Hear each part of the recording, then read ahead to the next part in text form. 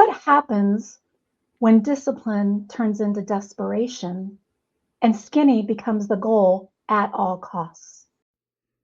Why do we keep going back to quick fixes, even when we know they don't work? Welcome to the Coach's Hotline. Glucose, grit, and grace. Real talk with coaches, no sugarcoating. We're here to help you ditch the diet cycle, stabilize blood sugar, and finally feel at home in your body. Because health isn't about restriction. It's about freedom, energy, and confidence. Let's dive in.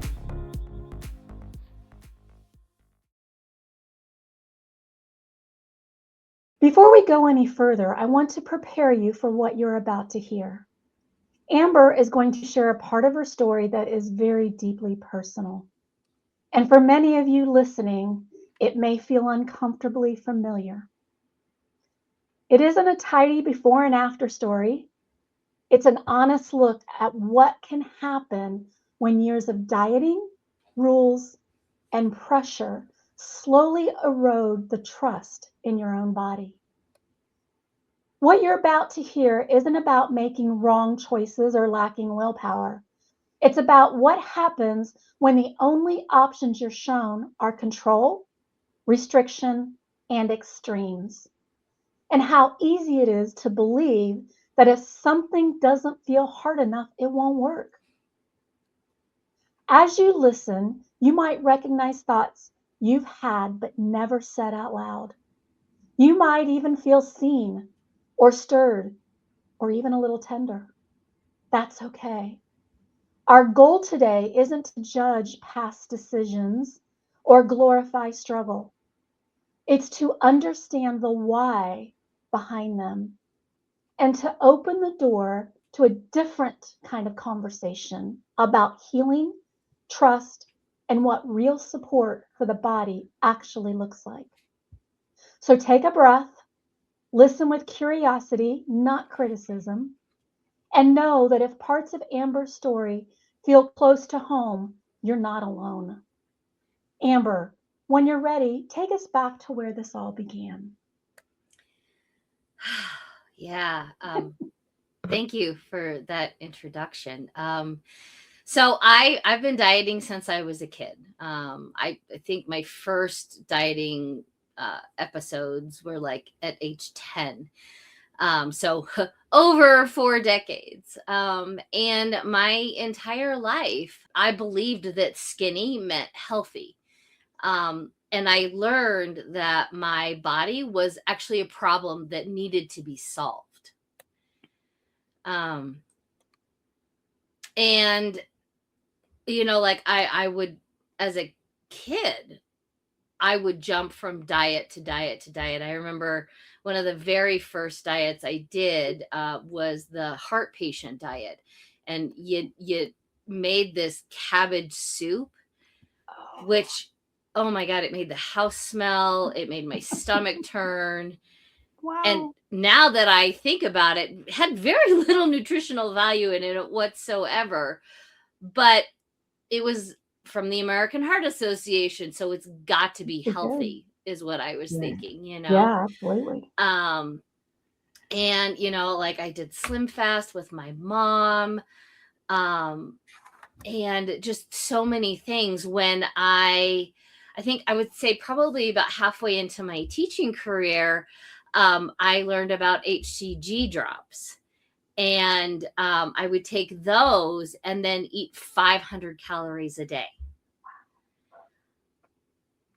And people told me how disciplined I was, how strong I was, and how impressed they were that I could do that, because that was something that they could never do. And honestly, I took those as badges of honor. Like, yes, I'm being disciplined. And I'm doing things that people can't do. And there was a lot of motivation that came from that. Just because that's the validation that I was looking for, was I've decided to do this. It's starting to work. People are noticing. And, to be very honest with you, my self-esteem around my body and my weight was so low that I was grasping onto every bit of positive feedback as possible. Yeah. Once that stopped being sustainable, I then moved to intermittent fasting. And then slowly started doing longer fasts,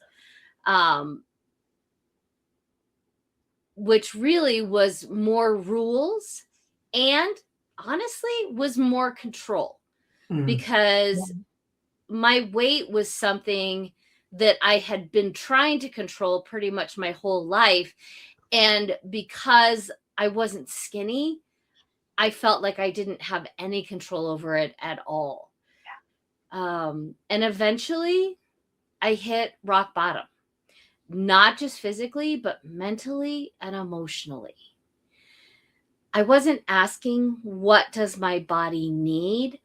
I was asking, truthfully, without realizing it, what is the most extreme thing that is left? When I met my husband, who is a professional chef, and again, I wasn't skinny when we met, and finding somebody who loved me for me and didn't necessarily care about how much I weighed or what I ordered when we went out to dinner, which was a foreign concept. Yes. Every single time from 10 and beyond, maybe even before that, to be very honest, I always felt, through no fault of my family, every single person in my family loves the crap out of me and they only wanted the best for me. And they were wanting for me to the best of their knowledge.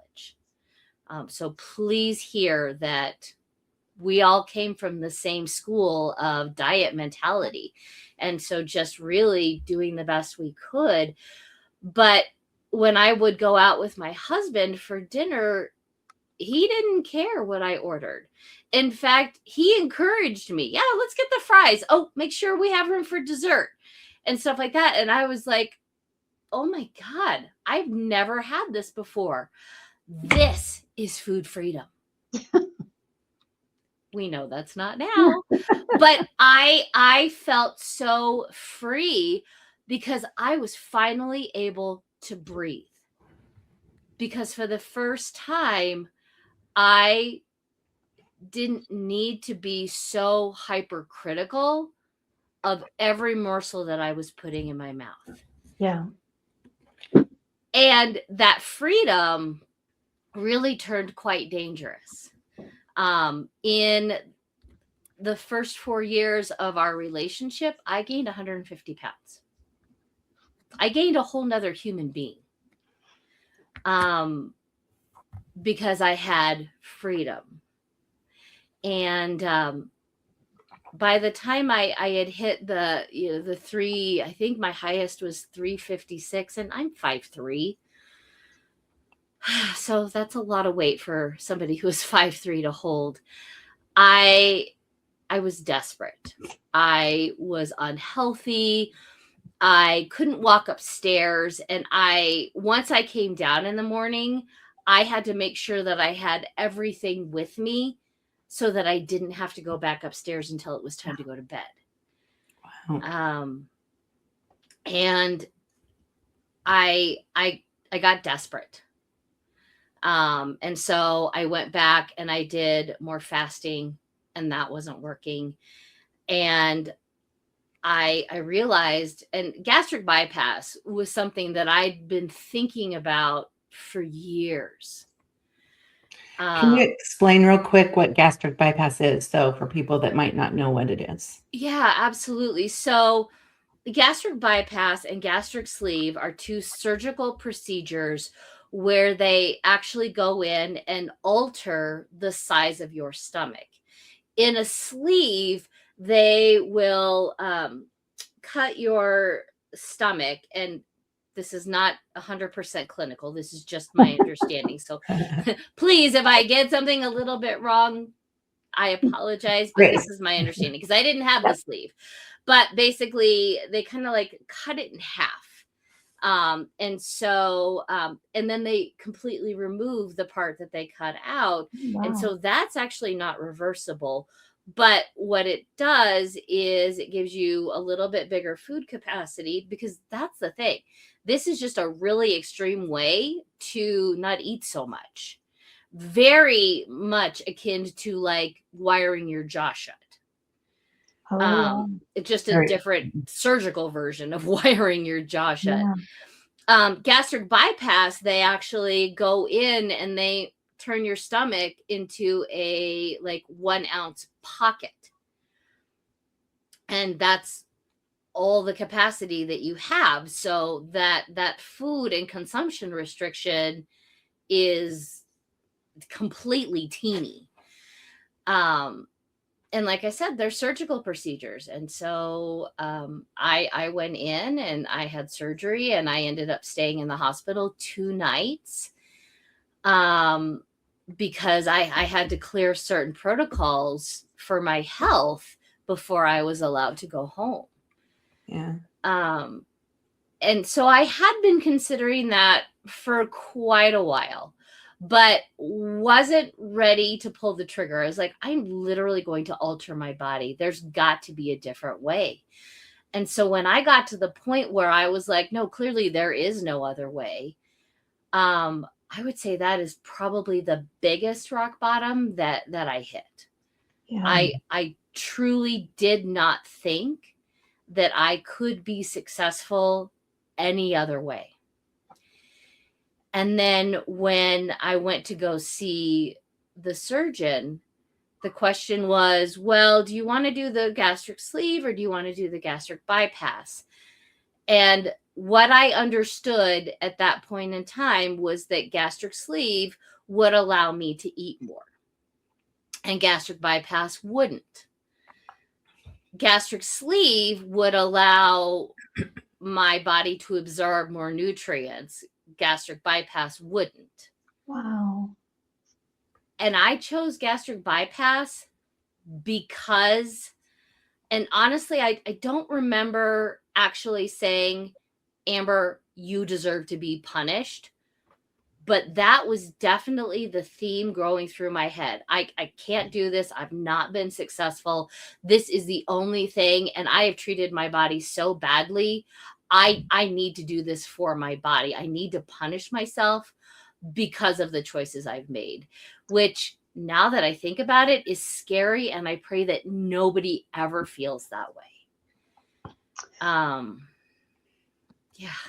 So we appreciate you sharing that, Amber. I mean, that has to bring up all kinds of different feelings and emotions and stuff. And so we really appreciate you letting us in on your story.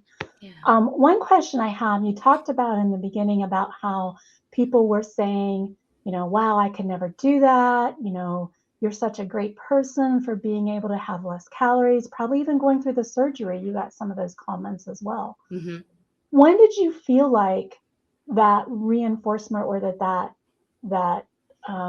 praise started to turn into, well, maybe it's not really praise? You know, at what point did you maybe feel like it wasn't necessarily reinforcing your behavior, or did you have a point in time for that?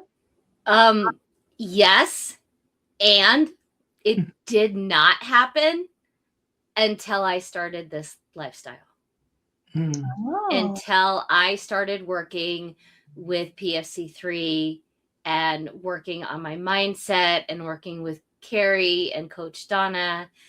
And yeah, up until that, because see, even the thing is that once I had gastric bypass, I lost 120 pounds. Wow. Which meant I was still huge. Not as huge, but still huge in my brain. And still pretty unhealthy. And so I went back to intermittent fasting. You know, after you had the gastric. Oh yeah, absolutely. In fact, I was like, how can I fail gastric bypass? But I full on felt like a failure. because I'd lost 120, which I was thankful for, but I had still such a long way to go because I still believed that the only way that I could be healthy was that if I was skinny. Yeah. I mean, that mindset never went away. And that's one of the things about gastric bypass is that, yes, you will lose weight. But if you don't change your mindset, if you don't love yourself and you don't learn how food works, then you're going to go back to old habits. And 100% I did. Yeah. Something I wanted to kind of dovetail in on that is,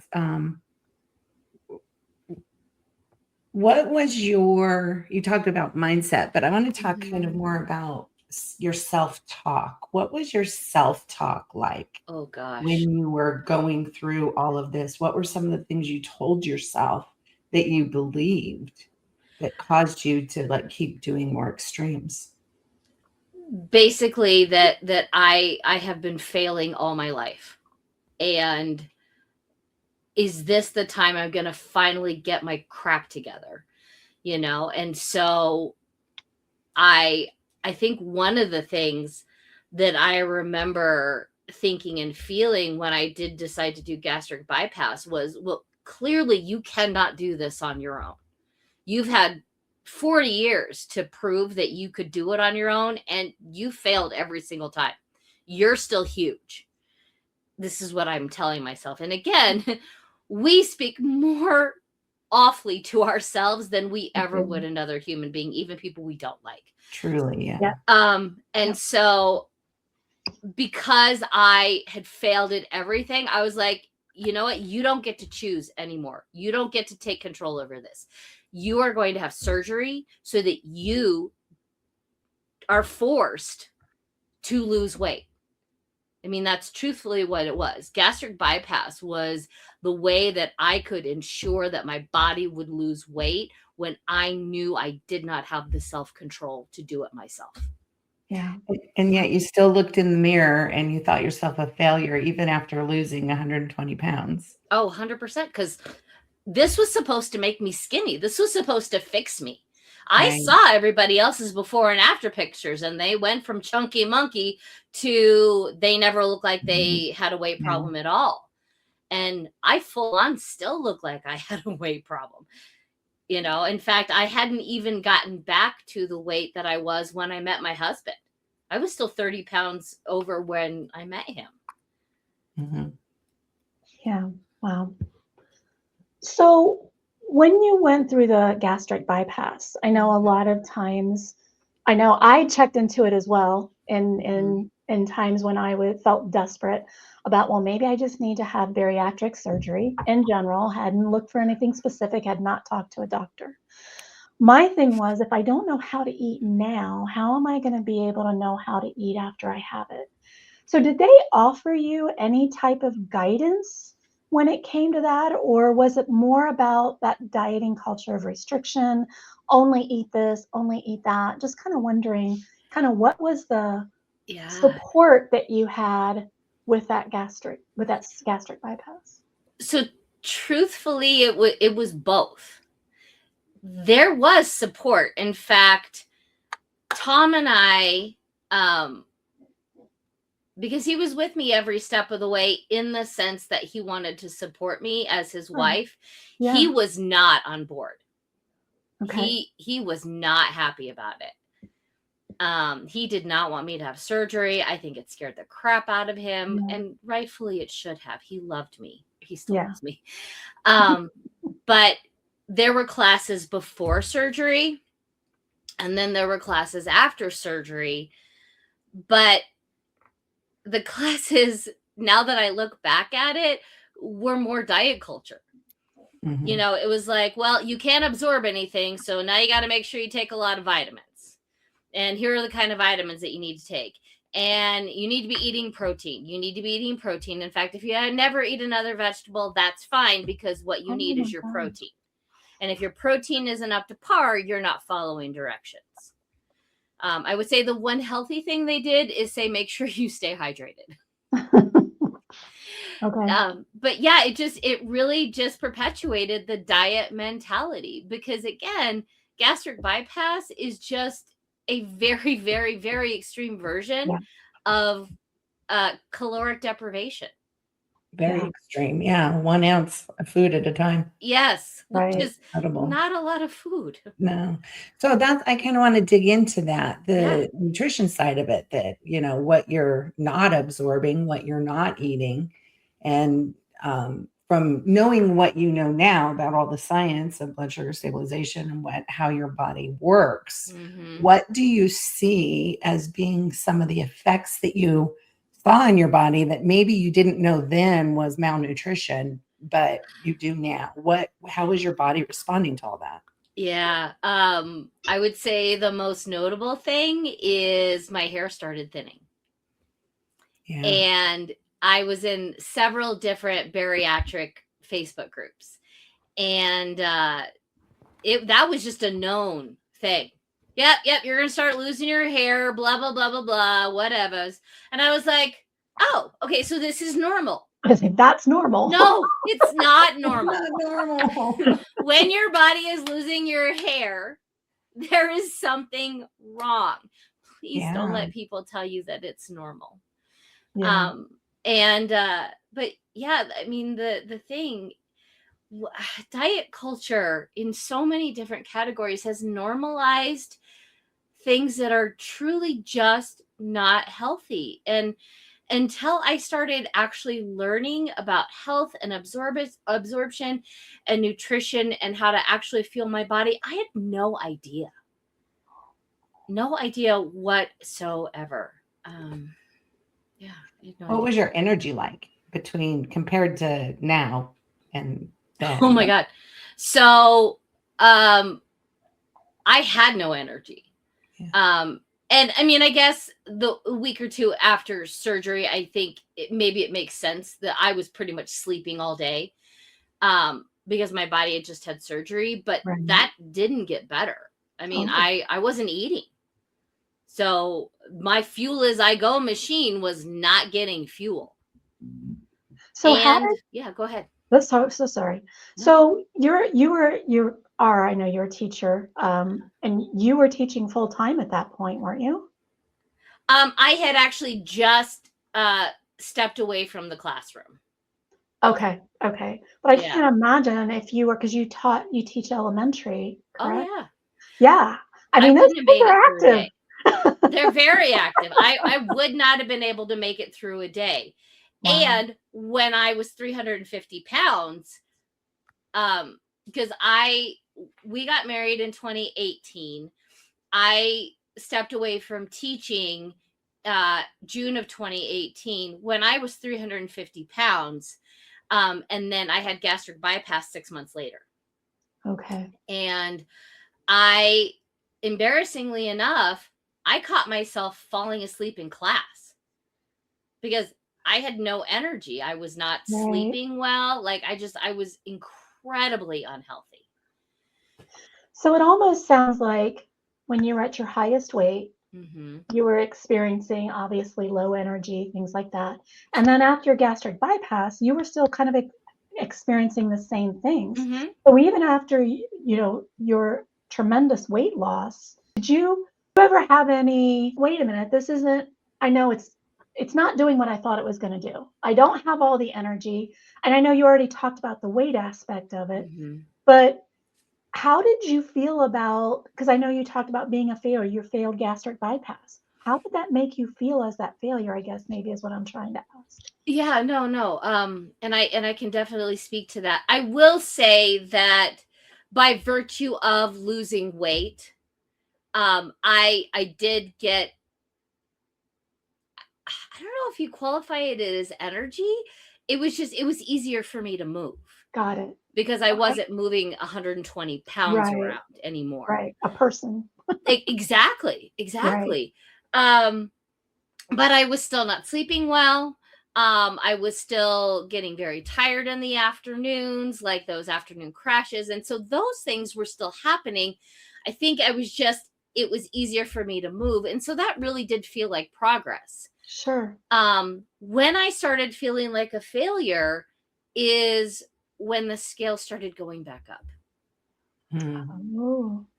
Because as long as it was going down, we were doing it. It was Things a were win. working. It was a win. Exactly. Because Yeah. it was my goal. Scale goes down, I'm winning. And then it plateaued. And I was like, oh, this must just be my body recalculating. And then it started to go up. And I was like, oh, crap. This is not supposed to happen. And that's where I started to feel like a failure. And then that's when I started bringing diets and intermittent fasting back in and all that stuff. So it sounds like it was more about control. Mm-hmm. Oh, absolutely. Yeah. Being able to control an outcome that you really can't control. But we think No. Right. Absolutely. So you said that you didn't trust yourself. Okay. Mm-mm. And I'm sure once that weight started coming back on, there was more of that non-trust. Absolutely. But when do you think that actually really started? I think it started from a very young age. Yeah, that's what I was thinking. You know, I had my parents who, again, loved me to death and had nothing but my best interest at heart. Right. I had softball coaches saying, you know, if you could just lose 10 pounds, what's it to you if I lose 10 pounds? You're my softball coach. Yeah. You know, but I think the more people told me, you know, you need to lose weight, the more out of control I felt and the more of a failure that I felt. Yeah. I think I would say to myself, who are you to tell me? Yeah. Now I would. Into my mouth. but as a little kid, I listened. I mean, I was a good girl. I listened. I followed directions. So if somebody said, you need to lose weight, I was like, oh God, I need to lose weight. And I wasn't good at it. I didn't have tools, but I wasn't good at it. So like that feeling of failure came from a very early age and being hypersensitive about knowing that I needed to lose weight. And people always said it was to be healthy. But now we know that healthy doesn't equal skinny. Yeah. Absolutely. Yeah, for sure. So you did a lot of extreme things, Amber, and I can relate with you on some of it because I've done some extreme things too. But what were you hoping that they would solve that they didn't? Me being skinny. Me actually being the end result. That was it. 100%. It was, I can't wait to be able to share clothes with my sisters. I can't wait to be able to wear cute little outfits because a cute little outfit, in my opinion, did not look as good on me as it did somebody who was considerably smaller. Yeah. And so while I think everybody who was talking to me was like, you should lose weight so you can be healthy, I just wanted to be thin. I wanted to be pretty. I wanted to look cute in clothes. I just wanted to be skinny. Do you think with that mindset that if you had lost weight, that you would have felt good about yourself? No, I hated myself. Yeah. I had really crappy self-esteem my entire life. And being skinny may have fixed one of my insecurities, but I had so many insecurities that had nothing to do with my size, and those would not have gone away. And I don't think my self-talk would have gone away either, because I'm fairly confident that I could have found something else to be very critical with myself about. But it's amazing how we think that if we're skinny, it's going to solve all of that. Oh, I full on believe popular, that. You're going to be cool. You're going to have all the confidence. Wake up happy. Yeah. I bought that one hook, line, and sinker. Oh, me too. And it had nothing to do with who I was as a person. Right. I just didn't have value in my head because I wasn't thin enough. Yeah. And only thin people had value. That's right. Yeah. Or was listened to. Yeah, right. Exactly. So what changed for you? How did you get from this mindset of self-punishment and surgery and reaching for everything to try to get skinny to now living a healthy lifestyle and being more balanced? What was that catalyst that changed it for you? So, I think some of it was age, to be very honest. I also, when I came into the realm of PFC3, I was still desperately searching for a fix. But what I started to be more concerned about was that I was aging and hormones were starting to get crazy. And I was like, I need to do something with this. If I'm not going to be able to lose weight, Tom still loves me, but I need to do something about my hormones. I was like, because that's an unknown evil and I am scared of it. Mm-hmm. And so the thing that really attracted me was hearing Coach Carrie talk about perimenopause and balancing your hormones. And so my original introduction, I was going to learn about hormones. And then I started hearing about how you regulate hormones and the why, and started looking about or learning about blood sugar balance. And then was when I got into the thick of it, it was like, okay, great. Now that you know how to eat, we need to work on your thoughts, and your mindset. And that's where things really started to change. And I will tell you, even after a year and a half, I still have dieting mindset thoughts come up. I am more aware of them and I can dismiss them quicker. But I practiced that for over 40 years. Right. And so that's not hard to let go of. Right. Or no, I'm sorry, it is very hard to let go of. Yeah.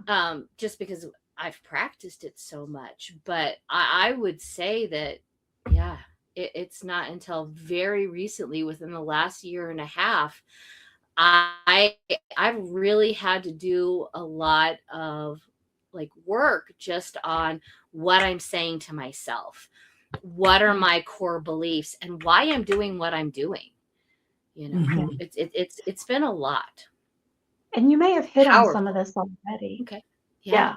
But so there's a lot of healing that has to go on here. Okay. Internally, we have a lot of healing when we go from such extremes. And then we kind of find out if we can just, get the nutrition in and get rid of that restriction thought and get into, being healthy.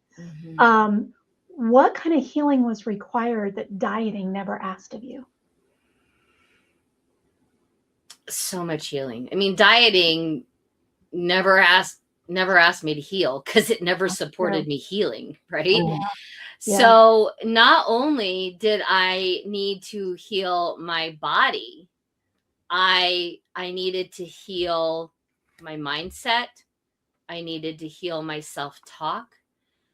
And I needed to heal that 10-year-old girl who learned at a very young age that unless she was skinny, she wasn't worth anything.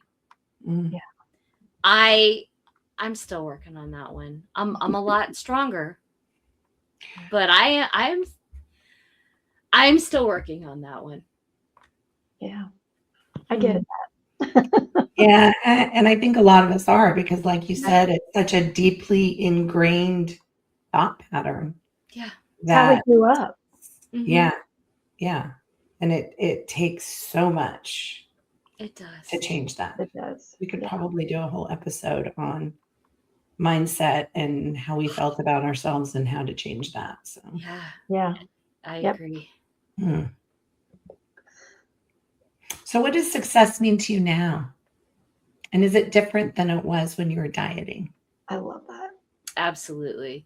Success now means that I am focused on how healthy am I being? What am I doing to serve my body? Whether it be my nutrition, my hydration, meditation to help mitigate stress, making sure that my sleep is restorative.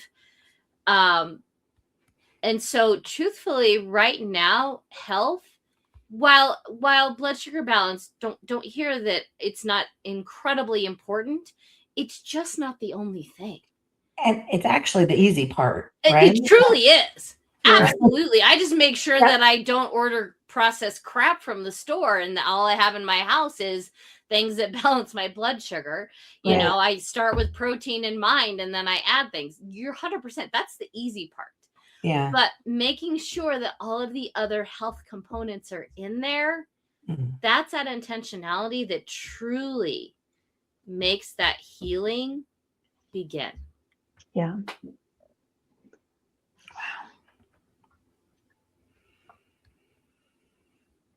So if a woman is listening to us today Yeah. and is considering something extreme, whether it's shots or pills or surgery, what do you want them to know? I want them to know that I understand how they feel 100% because I was there. I also want them to know that there is another way, and it's different. And at the same time, I can really truly understand the desire to do the extreme.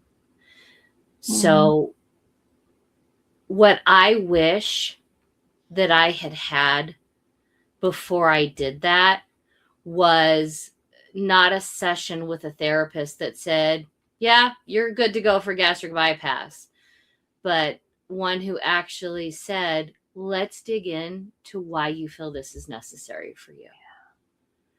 Because if I had actually had somebody who walked me through why I thought it was necessary and helped me see that it was me punishing my mindset and my body, I may have made a different choice. Yeah. You know, and for a long time, I was so thankful for the surgery because it enabled me to lose 120 pounds. And I will say, I don't know that that's changed, but what I know is that I learned that we're not what we eat, we're what we absorb. And because of the surgery that I chose to do, I don't absorb nutrients the way other people do. And about a month ago, I had a conversation with my husband, and I was like, I'm seriously considering getting it reversed. Not because I regret what I did, Right. but because now I know better, and I want to be able to absorb and live to the fullest the lifestyle I now have and will live for the rest of my life. Yeah. That is just brings shivers to me. Yeah. Yeah. What amazing growth Yes. journey has been for you. Thank you. I still have a long way to go, but I've got a really supportive community of like-minded people, and honestly, that means the world to me. It was just a real quick side note.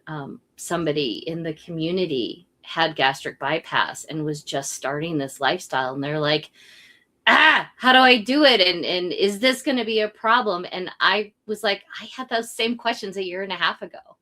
And so it was really empowering for me to be able to go, okay, I get what you're feeling.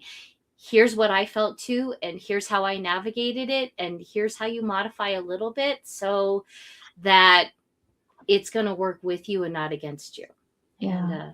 And that felt really great. If my story and my experience can help somebody, which is my mission. Right. And one of the reasons that I became a coach was to help people heal that 10-year-old and make it so that no more 10-year-olds fall into that category, and to really help empower people that they are enough because they exist, not because of the size on the scale, and that there are things that you can do that actually qualify as healthy. Mhm. And that extremes, while they feel necessary, really aren't. No, not sustainable. So that's what No. you're doing is. Yeah. Yes. Yeah. Oh, that's a beautiful story, Amber. Thank you so much for trusting us with that. I mean, I could see all the emotions bubbling up sometimes, and just you trusting us and this community with that vulnerability means the world. And I know that your story is going to help people. It already has. So understand that what Amber shared today isn't about diets or surgery or food rules. It's about what happens when someone spends years believing that their body can't be trusted, and how heavy and real that belief comes. So if you're listening and parts of Amber's story feel familiar to you, I want you to hear this. You are not a failure. Your body is not failing you. Your past choices were not a lack of discipline. They were just attempts to survive in a system that taught you to not listen to your own body, but instead deprive it. So remember that healing doesn't mean erasing your past. It means learning how to listen again with compassion instead of control. And sometimes the bravest step forward is simply deciding that punishment is no longer the price for change. This conversation is just the beginning. There is another way to care for your body, one rooted in nourishment, patience, and trust, even if you've tried everything before. So thank you all for being here. Thank you for listening with an open heart. And Amber, thank you again for reminding us that hope doesn't disappear at rock bottom. It often begins there.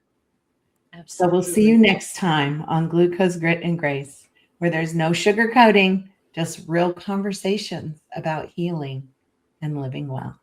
See you next time. Thank you, Amber. Thank you.